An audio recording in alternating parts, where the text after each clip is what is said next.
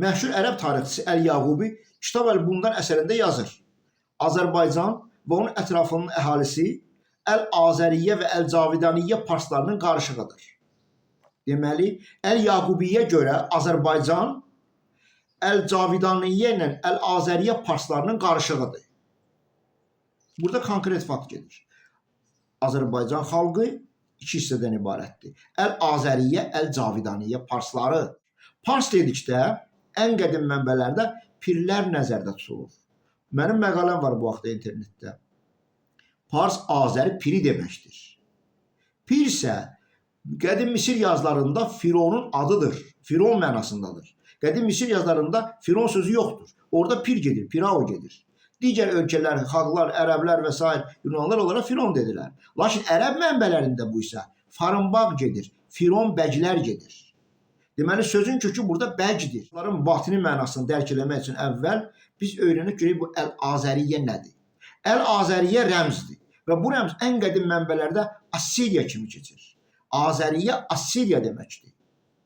Assiriya mənbələrində açıq yazılır ki, bu ölkə Azərbaycan ölkəsi, Azər ölkəsi, Azərbaycan Azər gedir orada. Azər ölkəsi el içində el, orada gedir Ale, Libbi, Ale, yəni el içində el yaradılıb. Və bu el içində el mənasındadır. Kitab-ı Dədə Qorqudda bu gedir, Oğuzun içində tamam vilayəti zahir olmuşdu. Yəni bir elin içində ikinci el yaranmışdı. Və burada tamam vilayəti dedikdə isə qədim Misir yazılarındakı atom rəmzi yada düşür. Bu isə Allah mənasındadır. Yəni Azəri pirlərinin cəddi, qədim Misir mənbələrində Napatlı Amon adlanan Niftali Amon, Niftali Əman, bir elin içində, yəni yerdə, yerin üstündəki göydə ikinci el yaradıb. Düşürsünüz? Tamam vilayəti, atom vilayəti. Bu isə ruhlar dünyası mənasındadır. 100 minlərlə qurbanı kəsib, onları ruhların magiya ilə göydə birləşdirib və ruhlar dünyası yaradılıb. Türk mənbələrində gedir, Tanrıdan el yaratdı, ilahdan el yaratdı, el ilah, Allah yaratdı. Başa düşürsünüz? Yəni burada Azərbaycan xalqı haqqında danışmaq üçün bilavasitə bu mənbələri, Assuriya mənbələrini dərk eləmək lazım. Mənim internetdə Assuriya Azərbaycan ölkəsidir adlı böyük məqaləm var. Və orada bunların hamısını mən sübut eləmişəm.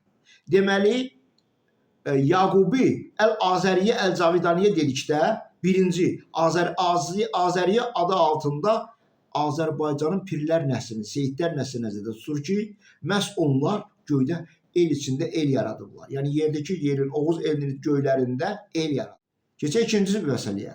Əl-Cavidaniyyə nə deməkdir? Əl-Cavidaniyyə bildiyimiz kimi Bəz qalasının sahibi Cavidandır və Cavidanın nəsli mənasındadır. Bəz qalası mənasındadır. Bildiyimiz kimi bu Cavidan əsas Bəz qalası ilə məşhur idi, öz qalası ilə məşhur idi. Sonra bu qalası Babəkə çatır. Bəz qalası ən qədim mənbələrdə Abzu kimi keçir. Abzu, bəs eyni sözlərdir. Abzu enki Allahının dirlik suyundan, yəni göydəki ilkin materiyadan, ilahdan, efirdən yaratdığı ruhlar dünyası mənasındadır. Mən qeyd etdiyim kimi, elin içində el mənasındadır. İlahdan göydə yaranmış el mənasındadır. Deməli, Cavidaniyyə dedikdə birinci Bəz qalası nəzərdə tutulur ki, bu Bəz qalası da göydə yaradılmışdır. Xüsusi nəzərə çatdırmaq istəyirəm. Bu Bəz dirlik suyundan yaranıb, göydə yaranıb. Onun qapısı kimi isə yerdə Etamenanki məbədi və onun içində Babil qalası tikilib. Babil Allahın qalasıdır, Allahın qapısı mənasındadır. Göydəki ruhlar dünyasının qapısı yerdəki bu Bəz qalasıdır. Bu Bəz qalası da indiki Bəz qalası deyil. O Midiya torpağında yaradılıb. Yəni bu Gelad İsmaillərin elində yaradılıb. Həmin o Karilərin nəslində elində yaradılıb. Və bu Karin nəslində Allah özünə qulluq üçün seçib. Bu el, Gelad eli, deməli, Əhd-i Ətiqdə Allah xüsusi qeyd edir ki, mənim Geladım. Yəni, bilavasitə orada yaradıb göydəki ruhlar dünyası. Gelad rəmzi ərəb mənbələrində xelat kimi keçir və Azərbaycan Atabəkilər ailəsinə aid edilir. Xelatla xüld sözü eyni mənadadır ki, deməli, Quranda xüld cənnətin adıdır. Deməli, xelatın üstündə xüld cənnəti yaradılır. Və bu bilavasitə artıq Cavidaniyyə parsları ilə Görürsüz? Yəni bu adi işlər deyil, adi xalqın tarixi deyil. Cavidaniyə parsları dedikdə bilavasitə Bəz qalası ilə, Abzu qalası ilə Göydər dirlik suyundan qala yaratmış Enki ilə bağlıdır. Enki Azərbaycanın əcdadı mənasındadır. Bizlərə bu Ənkə böyüyü deyirik. Enki Ənkə mənasındadır. Enkinin oğlu gedir Marduk. Marduk Marrar nəslinin Allahı deməkdir. Mar isə Marastan, yəni Midiya ölkəsinin baş adıdır. Başa düşürsünüz? Bunlar Midiyalılardır. Midiyanın Celad İsmailləridir, Karilər nəslidir, Qor Fironları nəslidir, Qor Pirləri nəslidir. Bunlar bizlər Azərilərdir. Yəni anlayan tayfadır. Və biz bunların hamısını rəmzlərlə yazmışıq. Deməli, Əl-Cavidaniyə dedikdə, parsları dedikdə, bilavasitə göydə cənnət yaratmış Enkinin nəvəsi nəzərdə tutulmalıdır. Enki nəsli nəzərdə tutulmalıdır. Burada isə deməli bizdə məlumdur ki, mənbələrdən məlumdur ki, Bəz qalasının sahibi Cavidan ölür və onun ruhu keçir Babəkə. Bu qədim Misir yazılarındakı mətnlərdir. Qədim Misir yazılarında Allah göydə dünya yaratmış, ruhlar dünyayı yaratmış Allah Napatlı Amon öləndə onun bar ruhu keçir oğluna. Və onun oğlu qədim dünyanın bütün sirləri bilən yeganə insan olur axirətdə. Bütün sirləri bir dənə o bilir. Çünki Allahın bar ruhu keçir. Ba bizdə bəsmələ kimi məlumdur. Bəsmələdə bilirsiniz də İmam Əli deyir ki, mən banın altında bir nöqtəyəm. Ba göydəki kamilləşmiş bəqa səviyyəsi, sufizmin bəqa səviyyəsi kamilləşmiş Firon Amonun, Pir Əmanın ruhudur. Ölümsüzlük qazanmış ruhudur. Və bu bar ruhu axirətdə bir Babəkin ruhuna keçir. Deməli, Babək sözü özü Babək deməkdir. Yəni, sufizmin bəqa səviyyəsində Allahın bar ruhunun ona keçməsi anlamındadır. Babək, bar ruhunun bəqə keçməsi mənasındadır. Yəni, bu dərin fəlsəfədir. Və bunu anlamaq üçün siz gələk sufizmin ən dərin qatları biləsiniz. Bu Tövratda bu gedir, ilk insanların vahid səfa dili. Bu sufizmdir. Bu, deməli, bəqa səviyyəsi ilə bağlı olan elmdir. Bəqa səviyyəsində Napatlı Amon ilahdan göydə el yaratmışdır, el-ilah yaratmışdır. Sufi, deməli, efirlə, ilahla vəhdətə nail olmuşdur. Bəqa fazası vəhdəti bildirir. Və bu vəhdətdə, bu səviyyədə, bu vəziyyətdə o ilahdan göydə el yaratmışdır, el-ilah yaratmışdır. Siz məni yəqin başa düşürsünüz, mən bunların hamısını çox dərindən xırdalayıram. Çünki insanlarımız məni başa düşmür. Mən nə qədər deyirəm, yenə də qəbul edə bilmirlər. Ona görə mən hər sözü bir neçə dəfə müxtəlif variantda deyirəm ki, insanlar dərk eləsinlər. Deməli, Əl-Cavidaniyə parsları dedikdə artıq əvvəldə və axırda gəlmiş Allahlar nəzərdə tutulur. Quranda da, xristiyanlıqda da Allah deyir, mən əvvələm, mən axıram. Yəni, əvvəldə də mən gəlmişəm, axırda da mən gəlmişəm. Əvvəldə gələn Allah gedir Napatlı Amon, Niftalı Amon, bizdə Əmənullah gedir Amon Allahı, Niftalı Əmənullah. Əvvəldə gəlmiş Allahdır.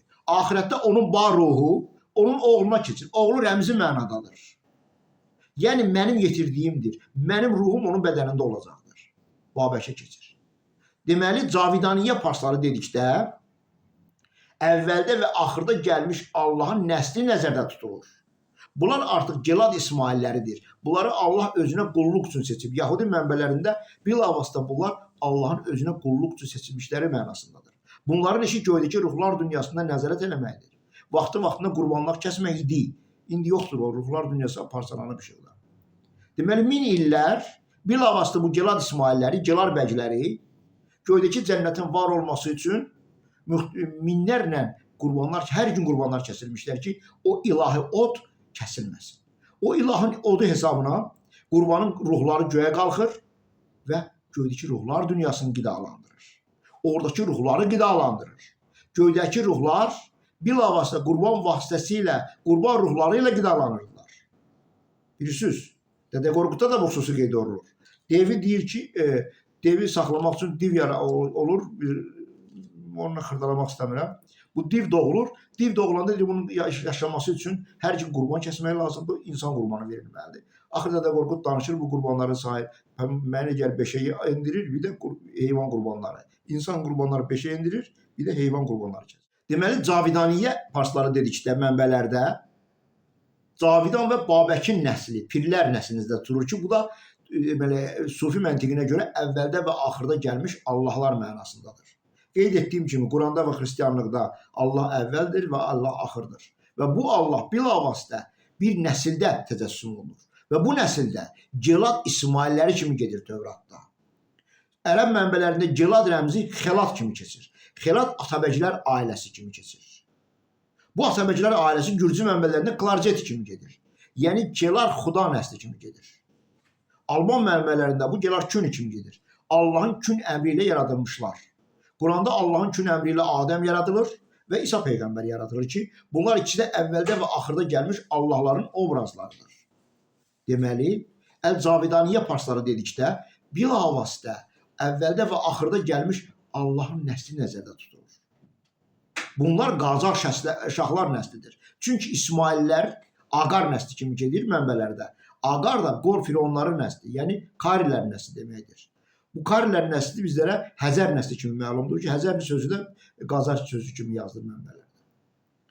Başqa sözlə, bütün bu deməli Xürrəmilər nəsli dedikdə, Xor İrəmilər nəsli nəzərdə tutulur ki, bunlar da əvvəldə və axırda gəlmiş Allahın obrazlarıdır. Yəni, Azərbaycan iki hissədən ibarətdir, iki xalqdan ibarətdir. Əl-Azəriyə parsları, bir də Əl-Cavidaniyə parsları. Yəni, Azəri pirləri, Cavidan pirləri. Cavidan pirləri dedikdə, Allahın öz nəsli nəzərdə tutulur, Napatlı Amonun öz nəsli nəzərdə tutulur. Yəni, əvvəldə gəlmiş Allah və axırda gəlmiş Allah. Azəriyə dedikdə isə digər insanlar nəzərdə tutulur, digər bəylər nəzərdə tutulur. Bildiyimiz kimi, Xirat Atabəkləri ailəsi gedir. Atabək, qədim Misir yazılarında bütün Allahların atası və ağası olan Amon Allahı deməkdir. Atabəklər ailəsi də ümumi götürülür. Bu, bilavasitə Amonun öz nəsli və digər bəclərin nəsli. Deməli, Atabəklər həm Əl-Azəriyyə, həm Əl-Cavidaniyə mənasındadır. Yəni, Allahın öz nəsli, Napatlı Amonun öz nəsli, bir də ki, digər bəclərin nəsli. Babək burada axirətdə gələcək Mehdi mənasındadır. Və o deməli Cavidanın ruhunun Babəkə keçməsi də axirətdə Amonun ruhunun bilavasitə bu Məsihin bədəninə keçməsi mənasındadır ki, burada Məsih sözü daha dəqiqdir. Çünki Məsih demək xristianlıqda Allah kimi qəbul olunur. Əvvəldə gələn Allah, axırda gələn Allah. Axırda gələn Allah bilavasitə Məsihdir, İsa'dır. İsa ruh deməkdir. Yəni Allahın bar ruhunun keçdiyi insan. Deməli, Əl-Yaqubiyə görə Azərbaycan xalqı Əl-Azəriyə pirləri və Cavidaniyə pirlərinin qarışığıdır. Yəni, bugün gördüyümüz bütün Azərbaycan xalqının keçmişdəki əsli bu iki xalqdan tövrənir. Burada qarışıq xalq yoxdur. Qədim yazılara görə Allah iki cür insan yaradıb. Göy insanı, yer insanı. Göy insanları göytürkləridir və bunlar bilavasitə bu Azəriyələrdir. Qədim Misir yazılarında yazılır ki, əvvəl Azəri yaradır, Asiris Allahın yaradır, sonra isə onun qardaşı Seti yaradır. Set digər mənbələrdə Amoreylər kimi gedir, Amorey Setilər kimi gedir, Amorey Suti kimi gedir. Yəni, Miri Seyidlər kimi gedir. Deməli, Azəriyə, Cavidaniyə parsları bu Allahın öz nəslidir. Bir də ki, Seyid Mirilər, bunlar da onun köməkçiləridir. Bunlar göy insanlarıdır. Qədim Misir yazılarında göy insanları bilavasitə Azərilər və onun köməkçiləri olan Seyidlər bu mənadadır. Digər xalqlar isə, burada qeyd etdim, digər xalqlar dedikdə də, Əl-Azəriyə pirləri dedikdə də bilavasitə bu Seyidlərin nəsli nəzərdə tutulur. Bunlar göy insanlarıdır. Göy insanları öz əlləri ilə adi insanları yaradırlar, yer insanları yaradırlar. Bunlar isə digər xalqlardır. Deməli, Azərbaycan xalqı adi yer insanlarından təşkil olunmamışdır. Onların yer insanlarına aidiyyəti olmamışdır. Azərilər, Azərbaycan xalqı göy insanların nəslidir. Yəni, Əl-Azərin nəsli, Azər Allahın, Asiris Allahının nəsli, bir də ki, onun köməkçiləri Seyid bəylərin nəsli, Seyidlərin nəsli, Seyid Mirlərin nəsli, Marrarın nəsli. Və Cavidaniyə Azərbaycanın əhalisinin bilavasitə bu işinə xüsusi nəzərə çatdırmaqla bizlərə çatdırır ki, ey Azəri xalqı, ey Azərbaycan əhalisi, siz pak insanlarsınız, Siz müqəddəslər nəslisiniz. Siz ilahla vəhdətdə doğulmuş, yaradılmış insanlar nəslisiniz. Bütün bunlar o deməkdir ki, bu insanlar, Azərilər, yəni pirbəylər və seyidlər, göy insanları xüsusi yaradılmış, bunlar Allah kimi yaradılırlar. Qədim yazılarda bəlk sözü Allah mənasını verir. Mən bunu demişəm. İran mənbələrində baqa kimi gedir, Ruslarda bok kimi gedir. Yahudilərdə isə Yeqovo, Yahve və s. kimi gedir. Yaqub kimi gedir. Yaqub da Yahve, Yeqo sözü başqa variantıdır. İran mənbələrində bu Yeqovo, Yahve sözü, Yeqovo sözü Kavi kimi gedir. Bunlar hamısı batini mənada bəlk deməkdir. Bəlk nədir? Qeyd etdiyim kimi, sufizmin bəqa səviyyəsində insan ruhu ilahla vəhdətə nail olur və ilahı idarə eləməyə başlayır. İlah əvvəli sonu olmayan, doğmayan, doğulmayan ilkin materiyadır. Efirdir. Dirilik suyudur. Başa düşürsünüz? Və bu insanlar doğulanda dirilik suyu ilə vəhdətdə doğulurlar. Ona görə seyidlərin, pirlərin cəddi öləndən sonra da insanlara kömək edə bilir. Bu ruhlar ölmür. Bunlar ölümsüzlər nəslidir. Çox təəssüf ki, insanlarımız bunlara öz tarixi haqqında heç nə bilmirlər. Bugünkü tarixçilər Avropa tarixçilərinin ağzına baxıb, onlar nə deyir? Onlara təklif edirlər, təqlid edirlər. Avropalılara sərf eləmir ki, qəbul eləsin ki, yer kürəsində Azərbaycan xalqı var. Dünyanın ağası bunlar olublar. Bütün ölkələri, bütün şahlıqları, hər şeyi bunlar yaradıblar. Bunlar ilahla vəhdətdə doğulublar. Avropalılar heç kim onu sərf eləməz. Nə ruslara, nə farslara heç kimə sərf eləməz bu. Ona görə də demirlər. Ona görə axırıncı son 200 ildə bunlar dil qrupları ortalığa atıblar. Nə dil qrupu? Bütün dillər, yazılar, rəmzlər hamısı deməli samitlərdən qurulmuş rəmzlərdir. Dil qrupu söhbəti yoxdur.